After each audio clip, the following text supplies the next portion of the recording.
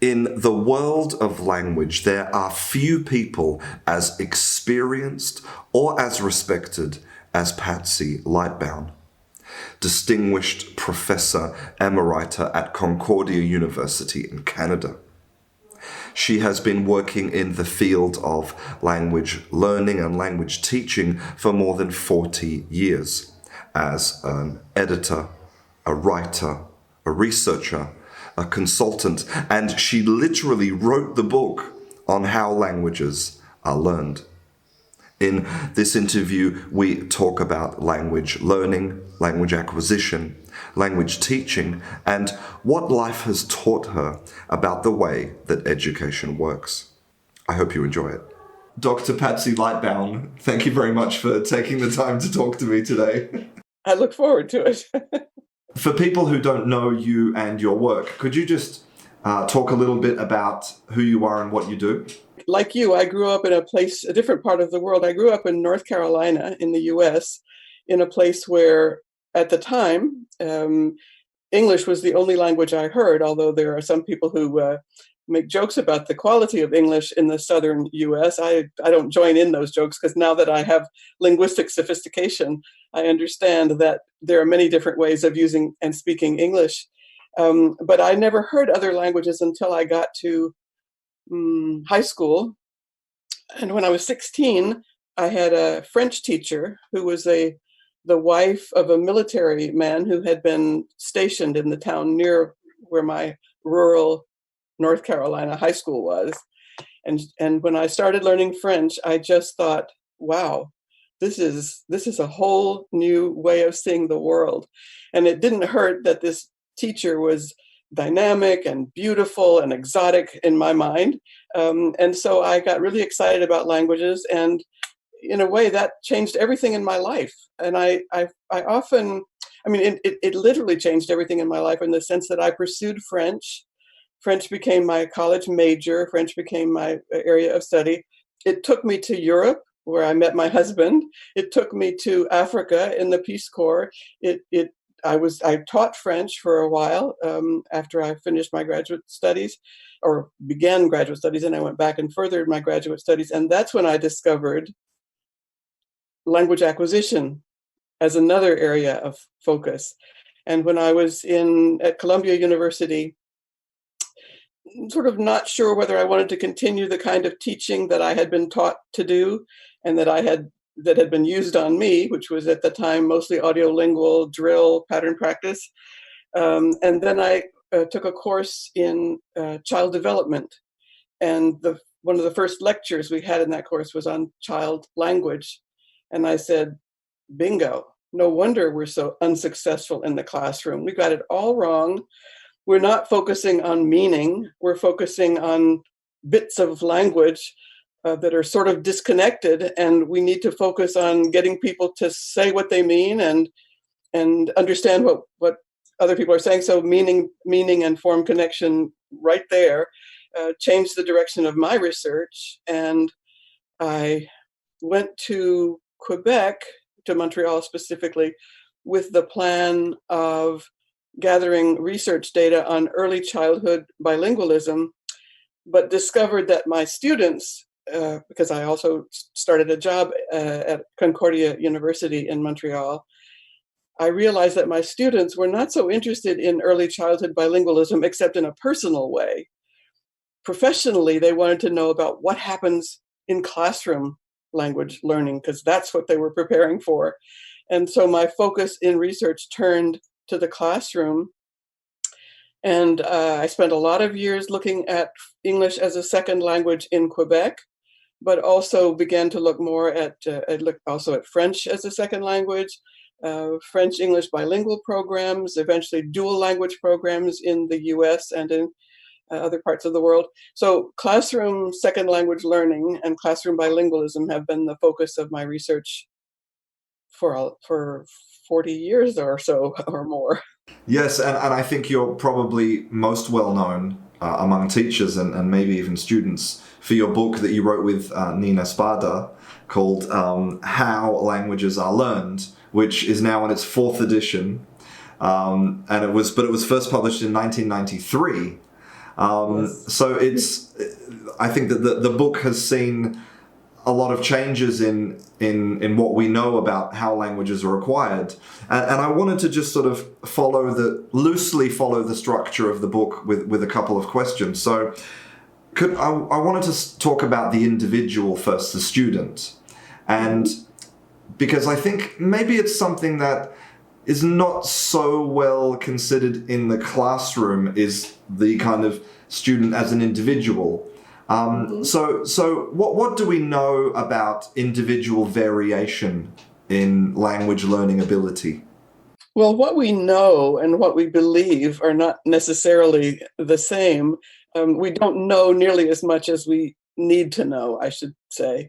I can remember when I first was teaching pre-service teachers, and I would start by asking them, what do you think is the biggest impediment to success in classroom foreign language teaching? What do you think? Why do you think students don't succeed in the classroom? And can you guess what the teachers always said? Because they don't listen to me. They always started with exactly. They'd say motivation. They don't care. They don't want to learn. They're not bothered.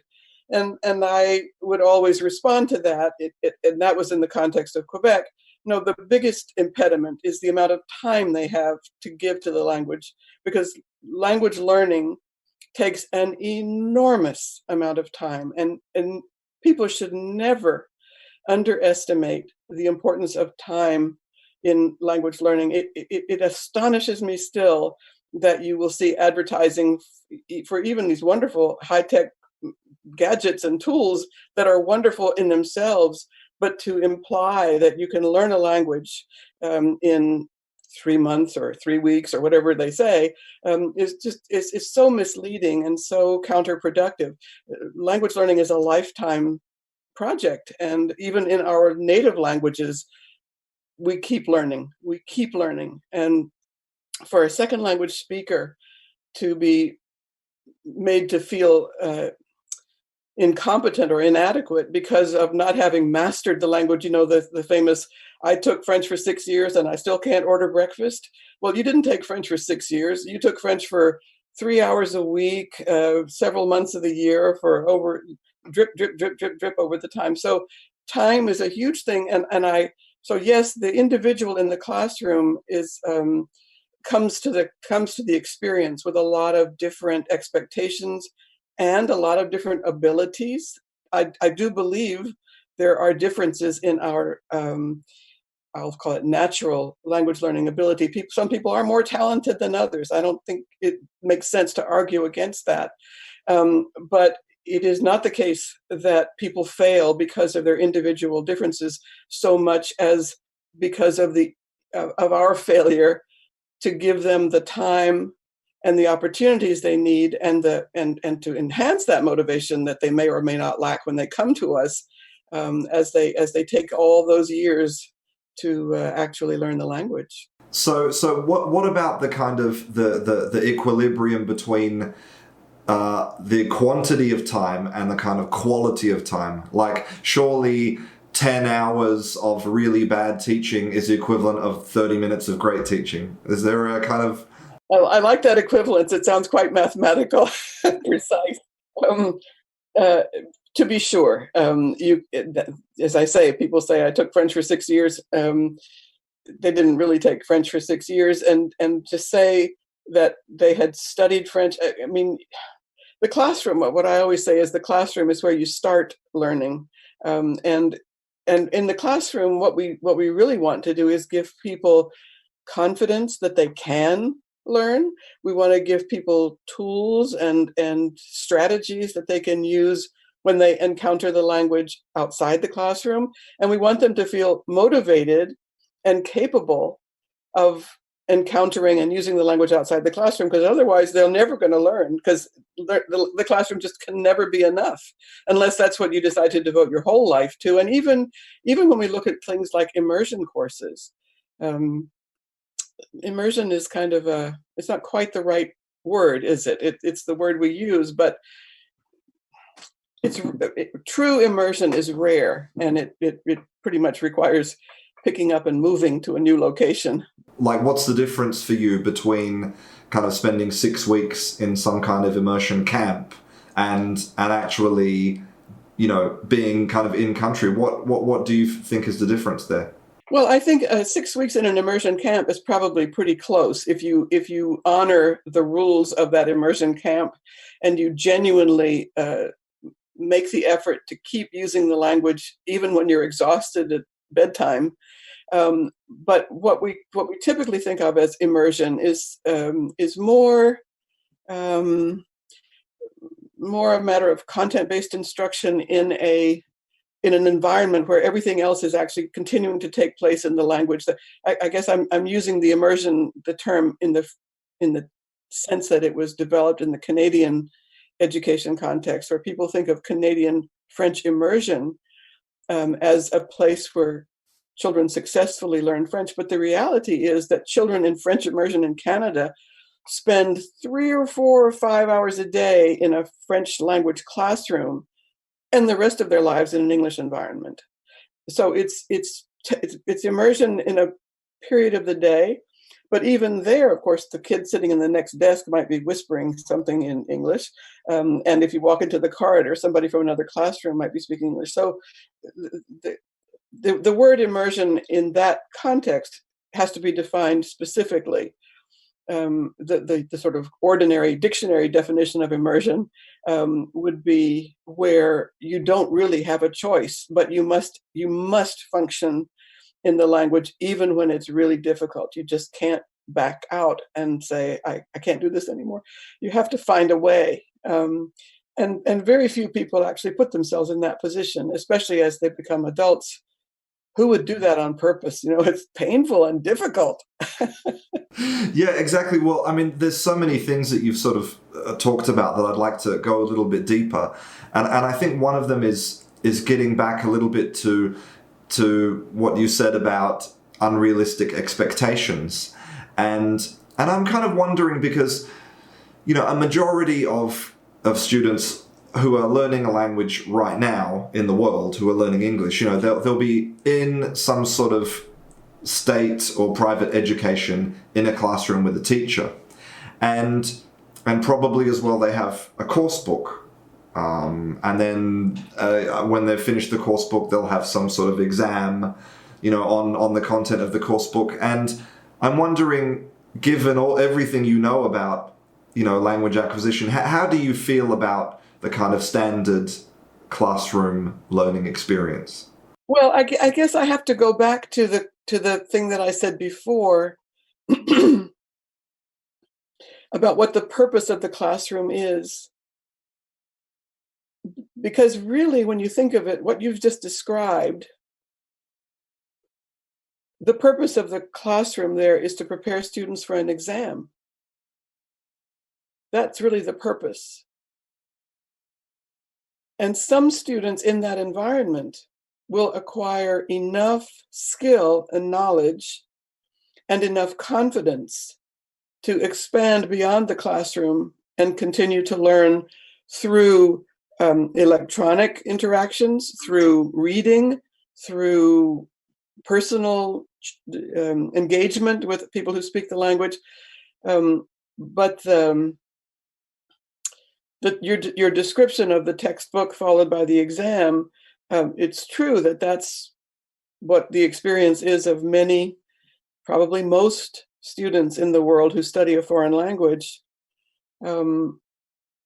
But it can only be successful if it motivates and prepares students to keep learning beyond that textbook and that exam.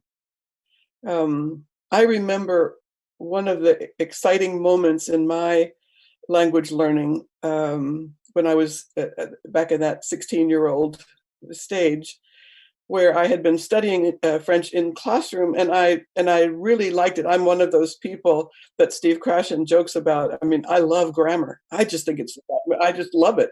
I diagrammed sentences on my grandfather's knee, literally.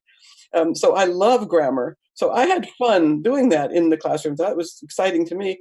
But then I discovered a book in the in my grandparents' attic. It was called A Simplified French Reader. And it was a book of stories, most of which I already knew because a lot of them were fairy tales and such cultural um, uh, cultural icons. So I already knew the story. But then when I picked it up, I could read it because it was simplified French. But I felt like such a genius because I could now go beyond the sentences that I had learned in the class, and I could get something meaningful out of a French text. So that was one of those big steps that took me. I mean, I didn't know anything in those days, of course, about extended reading or reading as the source of vocabulary development, or any of those things that I came to know as a teacher and researcher. But I do know that I was really excited when I discovered that I had enough knowledge to get more, that I could take what I had learned in the classroom and use it to find more language and more content. And that was really exciting. So I think the textbook and the exam are only as good as they are only good insofar as they prepare students to go beyond the textbook and the exam. It's funny because the way that you talk about the classroom almost removes all of the technical stuff from the equation. Like the things that you talk about that are important in the classroom are almost all kind of psychology, really. It's about like motivating the students and, preparing them to use, and that's probably not how most language teachers view their role. They feel that their role is, filling the students with all of the technical stuff, right? That's a really interesting comment. I appreciate that. Let me think about that for a moment. Yes, I think that's a reflection. I think that's partly also a reflection of the way I learn. And I've actually been discussing this with people lately in a totally different context that I'll maybe explain to you later. But I describe my own learning as it's sort of non-sequential. I don't think of myself as a person who learns this. I think what I've been trying to do is I've been working with a group of people who have no background in cognitive psychology or even what you would typically call educational psychology. These are young teachers in Guinea, in West Africa, who are working in classrooms where their students, and they're young students, they're children in primary and pre-primary classes. And the history of teaching in these Francophone countries is the history of the French colonial system, which is all about sequence and practice and memorization and exams. And I keep trying to break out of that pattern by saying, you must never assume that because you taught that last week, now they know that, so you teach them something else this week and you just add it on. And all of these years, I've talked a lot about, language learning is not cumulative, it's integrative. You don't learn one thing and then another and just make it all a big long line of linear learning. But I've seen it more and more in this context where I'm trying to tell teachers, don't worry if they haven't mastered that this week. You can teach it again in a couple of weeks. Meanwhile, teach something else that will get them excited and that builds on that, but doesn't depend on it in a literal point-by-point way. Learning is cyclical. You just have to keep coming back to the same thing. You never learn something once and it's not, what do they call it? One and done. Never. Everything that you learned today is changed by what you learn tomorrow. So you got to keep coming back, round and round, picking up the same things and then understanding them in a different way. Listened to an interview with you on a podcast recently, and the interviewer asked you flat out, because your book is called How Languages Are Learned, and he asked you, so how are languages learned? And you gave this really beautiful and simple and elegant answer. You said, that languages are learned when we use language to do things that we're interested in. Yeah. I mean, is that kind of the summary of all of your lifetime's work in language acquisition? Is that basically that simple? Yeah. I love that. Yes, I like that quite well. In fact, I think I'll needle point it on someone and hang it in my office. Yes, I do. I always think it's useful to comment on the name of that book.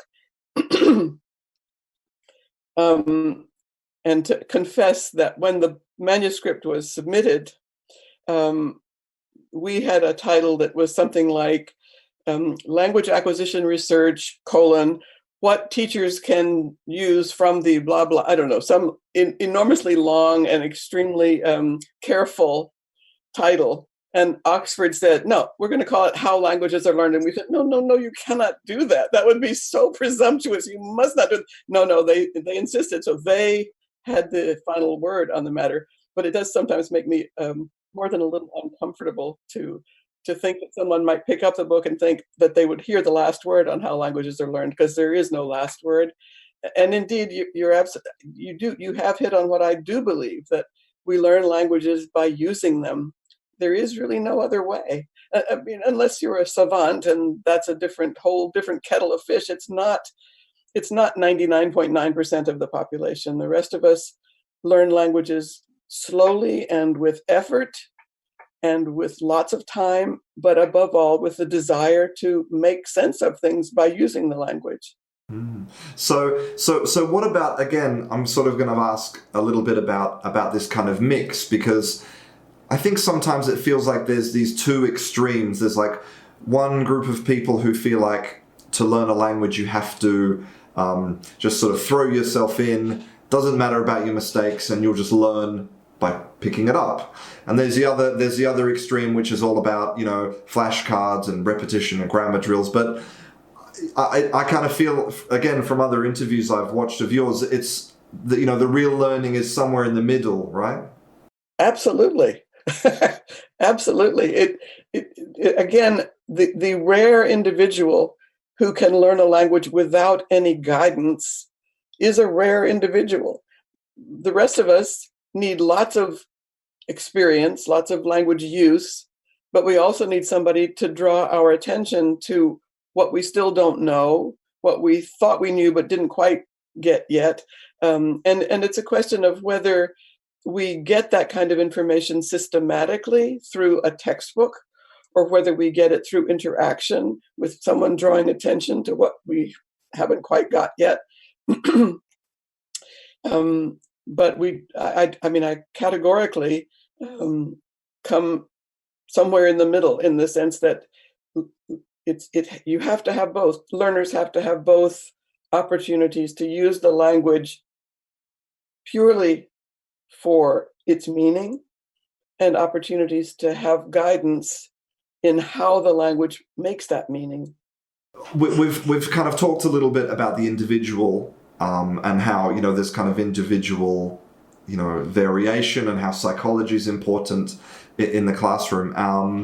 And now I wanted to go to the other spectrum and talk a little bit more about teachers. Because, well, there's two things I want to talk about. So the first thing is, I know, and from personal experience, because you were in West Africa, right, in the Peace Corps back in 1965. And so you were working as a teacher, right? But I was one of those Peace Corps volunteers, the so-called generalists, that in those days, they took you in right out of college and gave you about 12 weeks of training. In my case, because I already spoke French, because I had studied French and lived in France for a year as a student, they immediately had me start learning Hausa, which is the language that I was going to need in the context where I was working, because my work was with mothers and infants and child nutrition and mother and baby care and so forth. That was the work I did in West Africa in 65, 66, 67. So the language I used most was Hausa. in that context. And it was really all about language learning, not about language teaching. I think what it tells me is that you understand, and you've personally seen, classrooms where the teachers maybe have very little training, and they may have very few or even no resources.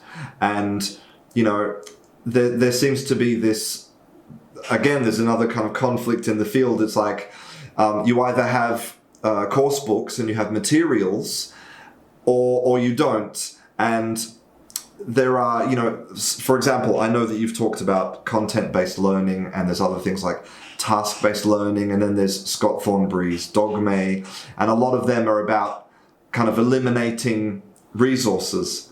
And I'm wondering how you feel about, do you feel that there's a big necessity to have a lot of resources in the classroom to actually be successful at learning a language? That's a great big question.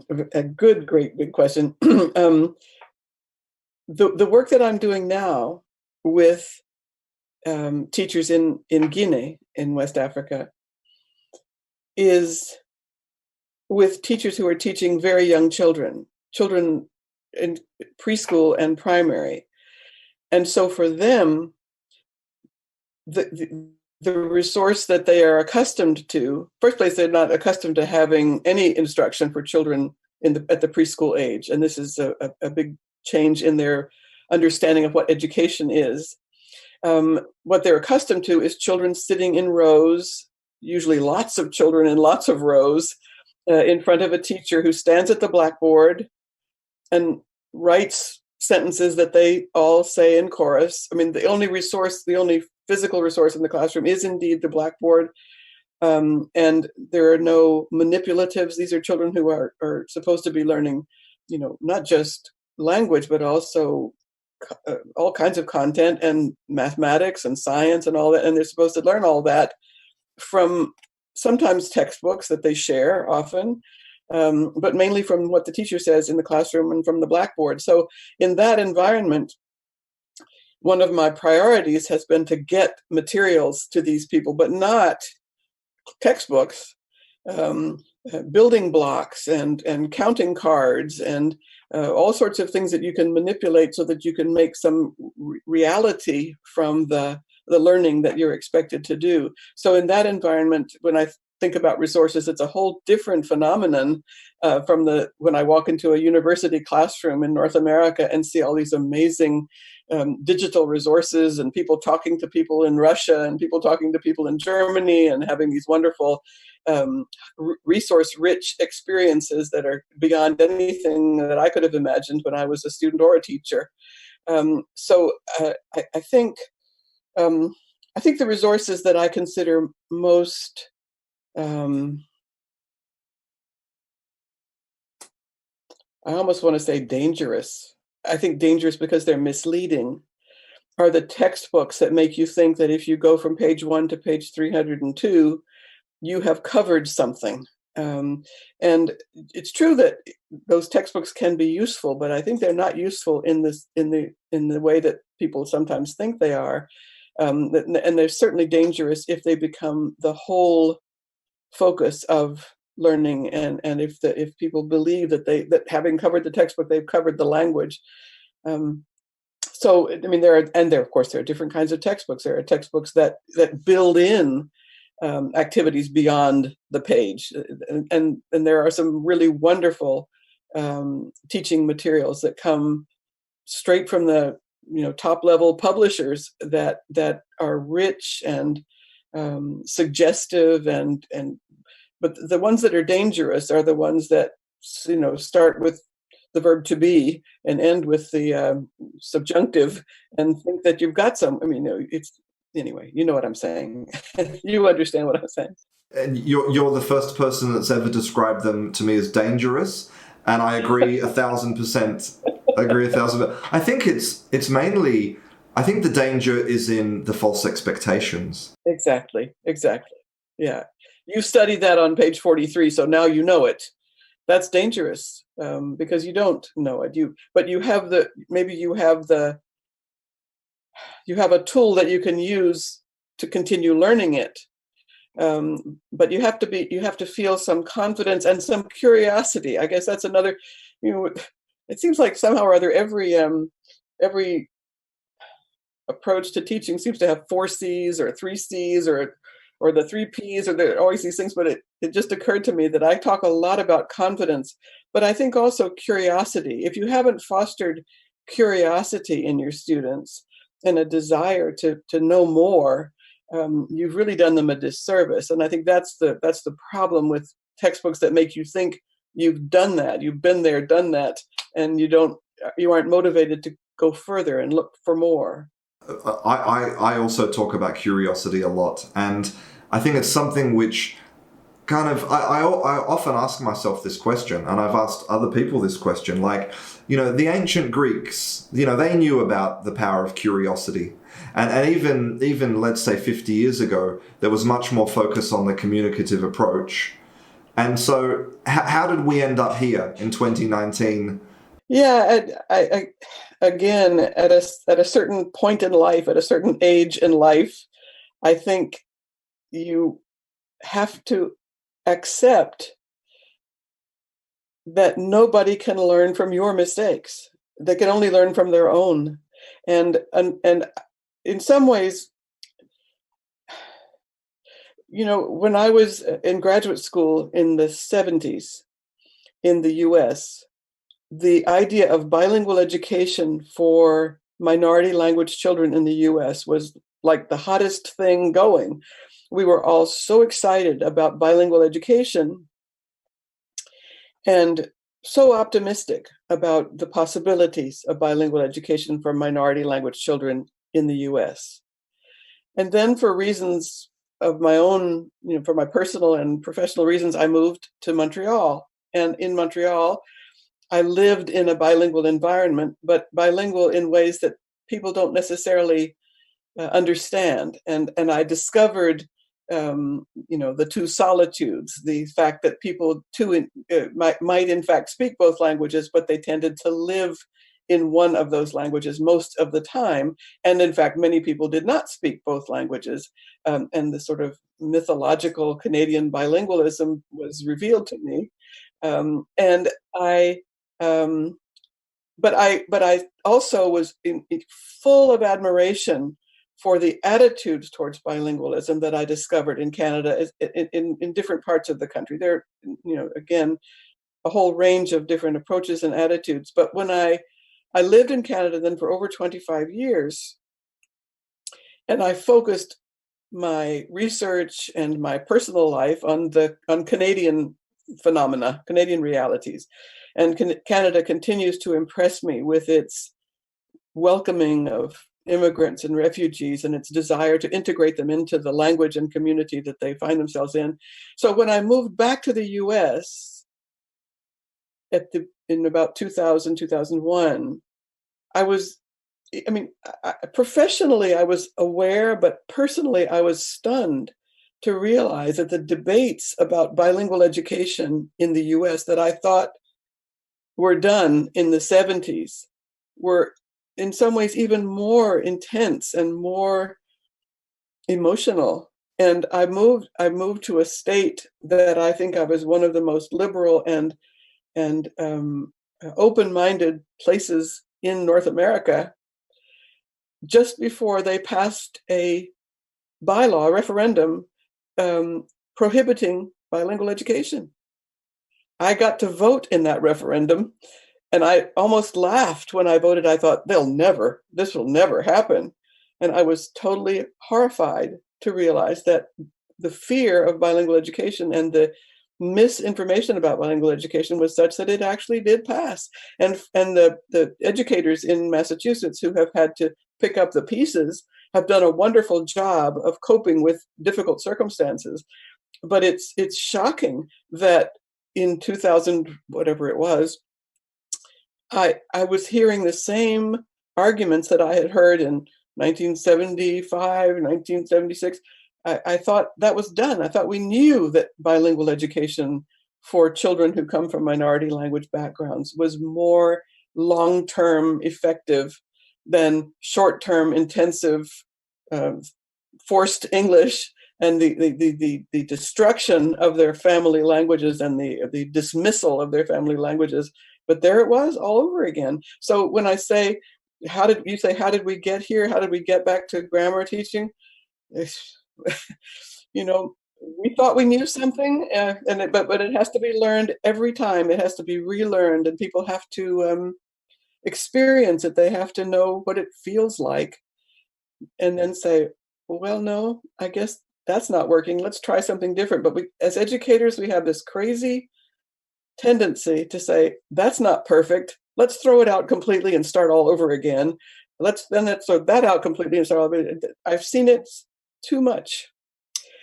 Nothing's perfect, and everything needs tweaking and fixing and adjusting and adapting and evolution. It's got to be. We have to accept our own limitations and look for ways to make things better, rather than dismissing alternative points of view. There have to be. Well, that was that got so deep. It felt like a life lesson. There's that. Well, you are talking to a mother and grandmother. Remember that. That was an amazing story, and I think, I mean, on one hand, obviously, it's disappointing to realize that as humans in general, we're really not very good at, remembering history or learning lessons from it, right? But yeah, it seems to be human nature, right? It does seem to be human nature, and I think we have to also forgive ourselves a little bit, but recognize that we. I mean, again, talk about a life lesson and a lesson in teaching. Nobody learns from being told; they only learn from what they experience. So teaching is still too much telling and not enough living, doing. I agree. Again, I agree 1,000,000%. So kind of speaking about that, because in 2013 you published a new book, which is called Focus on Content-Based Language Teaching.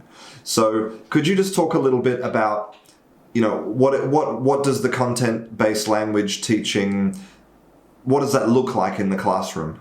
It looks like a lot of different things in a lot of different places. And again, if we take a spectrum and we look at some of the different manifestations of content-based language teaching, we go from those environments where content is used to make language learning interesting, to places where language is used to make content accessible, and everything in between. So in the US, every child who comes to school without English is engaged in content-based language learning, because everything he or she learns has to be learned through English.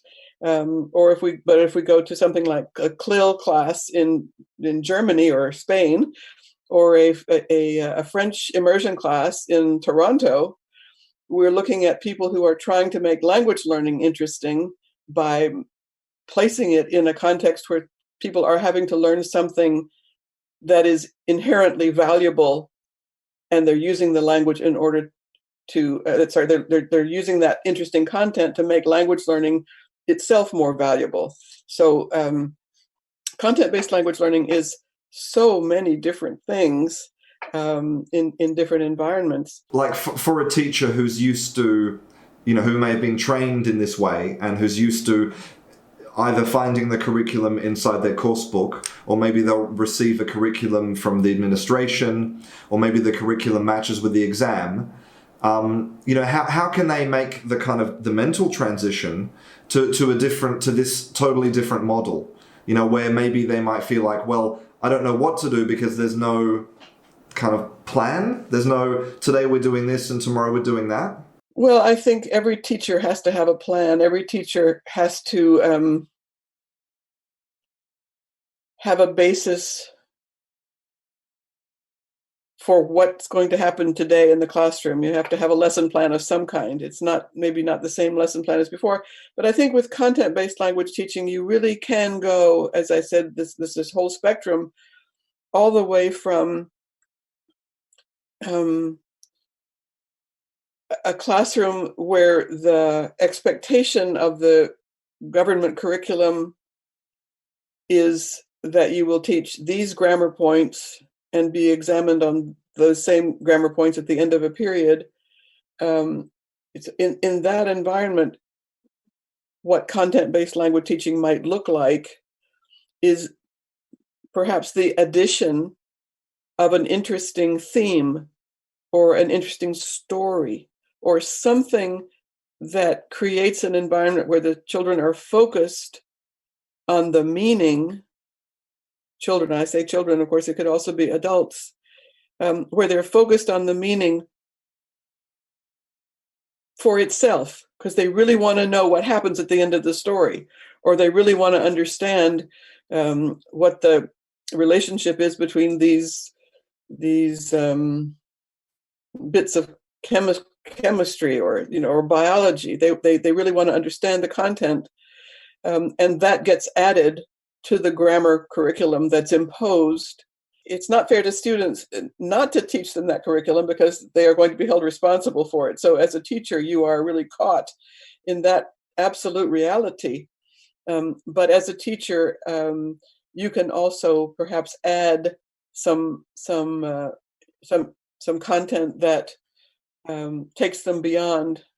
And again, in fairness, a lot of textbooks do this now. They didn't always, but a lot of textbooks do already provide this kind of suggestion for how the language, grammar, or other vocabulary, other focus that's in the textbook can be expanded beyond the lesson itself, so that students have the experience of interacting with language for the purpose of understanding it and making themselves understood in the context of the language.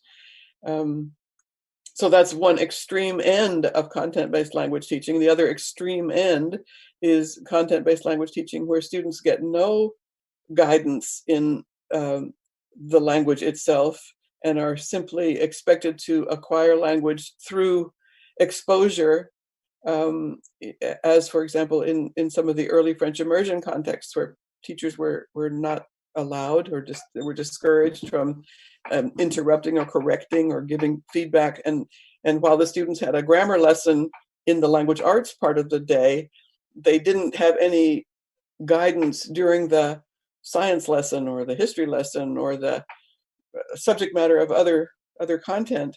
And so they ended up not making the connection between what was in the grammar lesson and what was in the content lesson. So the real challenge of content-based language teaching is to make language learning and content learning mutually supportive, rather than independent of each other. Well, that was actually something really interesting that I heard you talking about in another interview. You said that there are two types of students. For example, in North America, you have a student who maybe, they speak Spanish at home and then they come to school and they will learn English in this kind of content-based way, right? They must. They have no choice. Because they have no choice. And maybe they don't even receive any direct instruction in learning English. But then at the same school, you'll have students coming to learn maybe French, who, and the type of instruction they get and the expectations of the teacher and the students are completely different. And that kind of blew my mind when you pointed that out. And I wonder if it's a little bit of kind of Pygmalion in the classroom, like the teachers have low expectations, the students have low expectations, so it doesn't work. I mean, is that what it is, do you think? That's very interesting. Yes, I do think. Yes, I do. The example that you gave came from my first teaching experience, where I was teaching French, but only students who were academically successful were allowed to take French, because it required intellectual superiority to be able to study a foreign language. And meanwhile, the kids at the other end of the hall, who were Spanish language children coming from Spanish language families had better learn English quick so they could continue their education. And I kept saying, gee, they must all be brilliant, or else there's something wrong with this picture. So yes, the expectation for the minority language child in the English-speaking school was learn it and learn it fast. We'll give you a year, and by then you should be ready to just hit the ground running. Whereas learning French, well, we'll, as long as you get a few verbs conjugated by the end of the year, and maybe a couple hundred vocabulary words, you'll be okay. No, it's the expectations really are quite different, and I guess most people don't. Well, again, we go back to how do you learn language? You learn it by using it, and in a so-called foreign language classroom where you spend 3 or 4 hours a week studying bits and pieces of language isolated from each other, the expectations are low. Of course they are. Yeah. So what would be your advice to teachers? Because I know that there's a lot of teachers in Europe who normally due to laws, like federal laws, basically, they are kind of forced to teach some of their subjects in English. And so maybe some of them feel like they're not equipped to be English teachers. Mm-hmm. And so they don't know how to do that because maybe they're a science teacher. And then you have another group who maybe are English teachers who don't know how to teach science. So what's your advice to any teacher who finds himself in that situation? It is a widespread problem. It is a problem in many parts of the world. It's a problem that's led to some very unfortunate decisions about what works and what doesn't work. It's one of those examples of something where a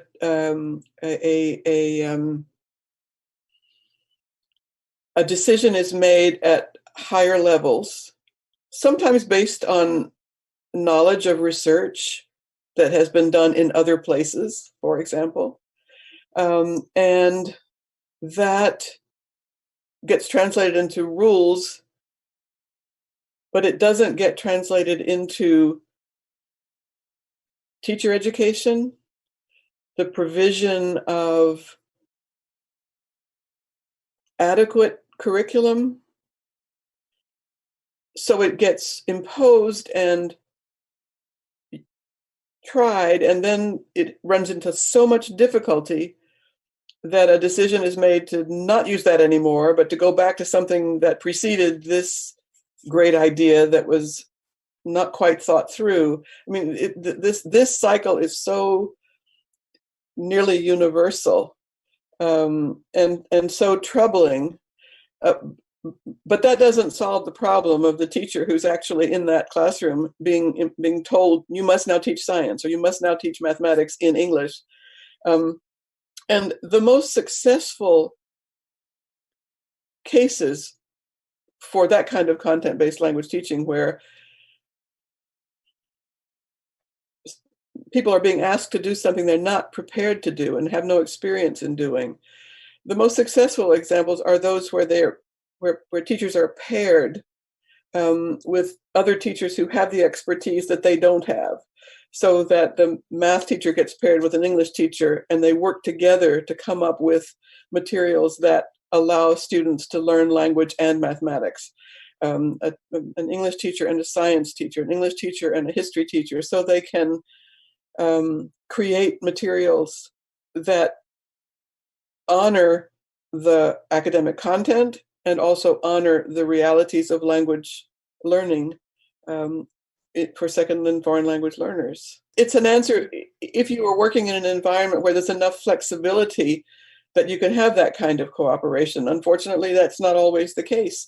But if you are in those environments, there are some good examples of that kind of collaboration. But again, I think teachers have to have reasonable expectations. Students have to have reasonable expectations of what can be accomplished. But unfortunately, sometimes the imposition of curriculum and pedagogy from some other place doesn't take account of what can realistically be accomplished. And then when it isn't successful, the culprits are often misidentified. It's either the teachers aren't good enough, or the curriculum was never right in the first place, and things get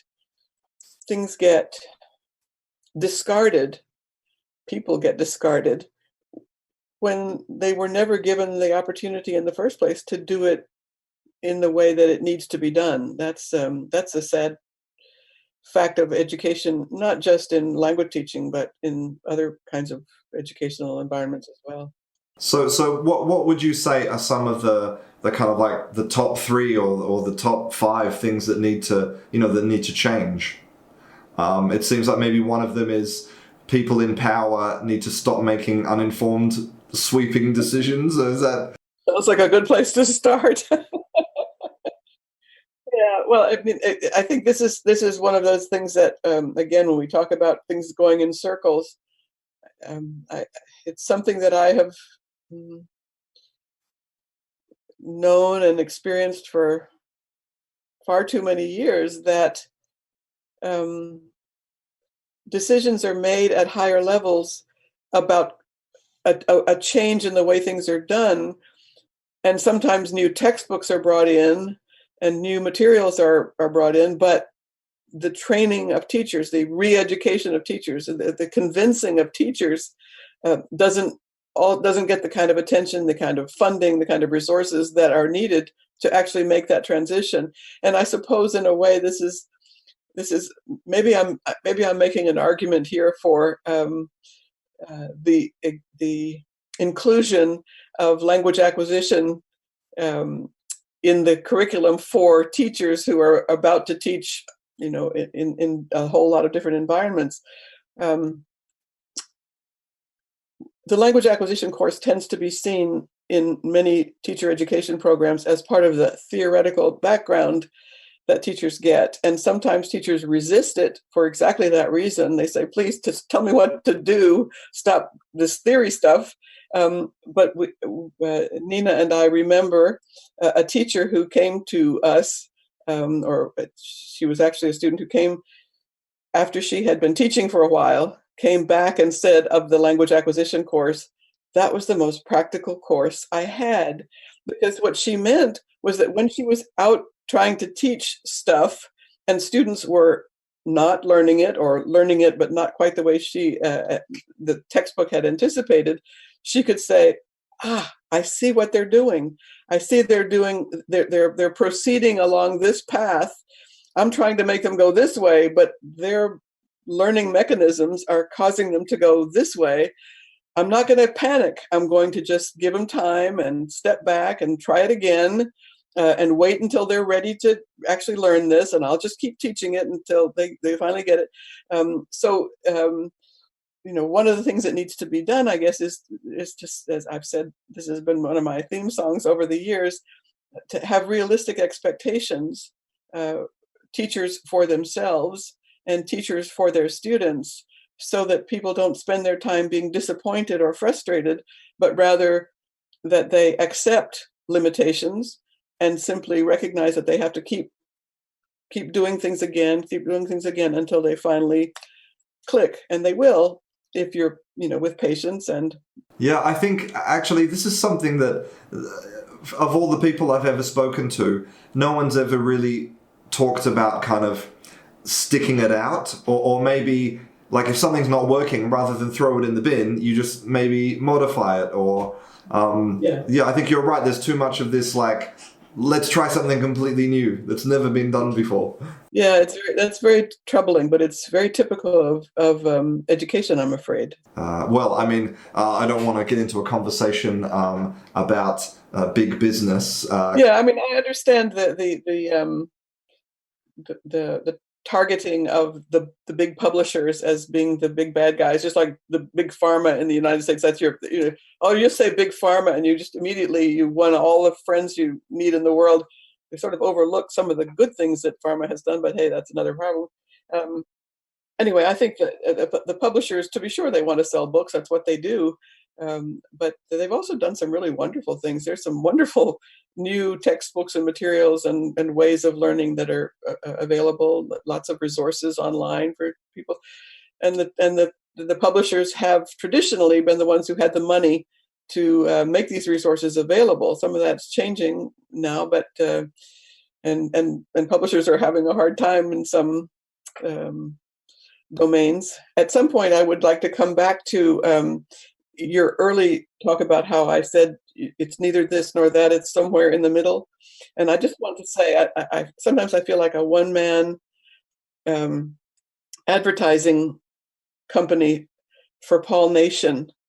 But I remember 10 years ago when I came upon his 4 strands and thought about how that could be translated into a whole variety of classrooms, that I thought this has to be required reading for every teacher teaching, no matter how, no matter what. It explains so much, and it is so compatible with what we know about language acquisition, second language acquisition in or out of a classroom.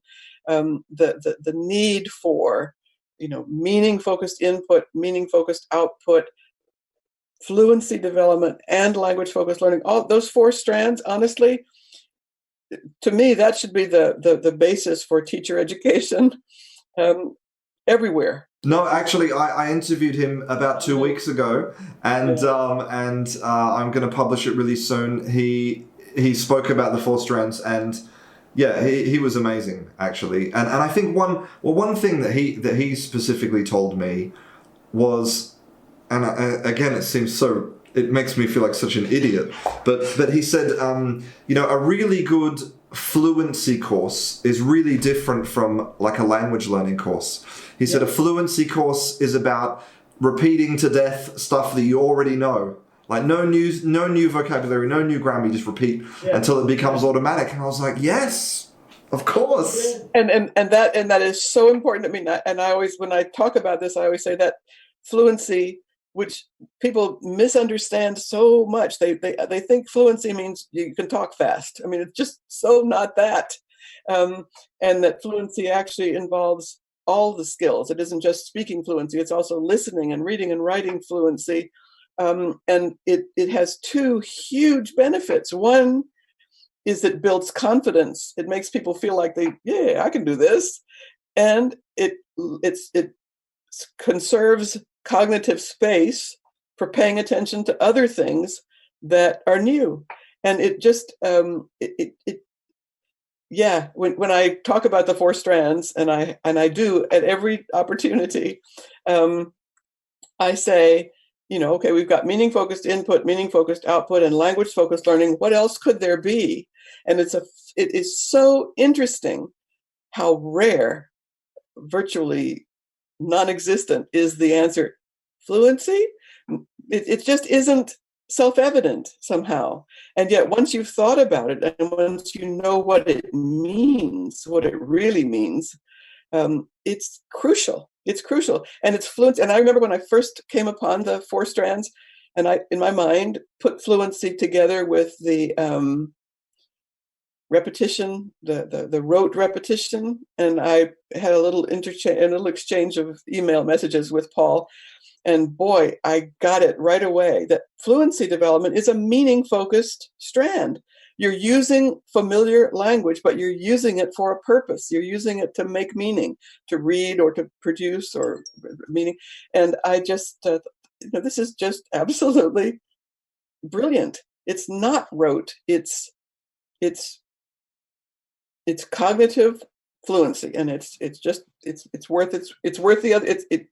It has its role with the other 3 strands. It's really an important feature. Look, I'm not a trained linguist, and I've only been teaching for 10 years, so I am in no way qualified to be the judge, jury, or executioner of anything.